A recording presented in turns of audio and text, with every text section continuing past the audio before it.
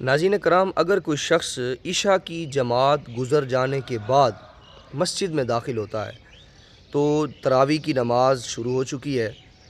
تو اس کو سیدھا تراویح کے اندر شامل نہیں ہونا چاہیے، بلکہ پہلے عشاء کی نماز فرائض کی تکمیل کرے، فرض کو پڑھے، عشاء کی نماز پڑھنے کے بعد پھر تراویح کے اندر شامل ہو۔ اگر کوئی شخص سیدھا ہی آ کر تراویح کی جماعت کے اندر شامل ہو جاتا ہے، فرض عشاء کے نہیں پڑھتا، تو اس کو تراویح کا ثواب نہیں ملے گا، البتہ نفل کا ثواب ملے گا۔ تو اس لیے تراویح کا جو وقت ہے وہ عشاء کی نماز کے بعد شروع ہوتا ہے،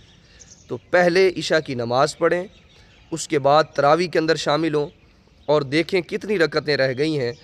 اور جتنی بھی رکعتیں رہتی ہوں وہ آپ وطر سے پہلے بھی پڑھ سکتے ہیں اور وطروں کے بعد بھی پڑھ سکتے ہیں، مگر ذہن میں رکھیے کہ پہلے عشاء کی نماز ہی پڑھنی ضروری ہے۔ جزاک اللہ۔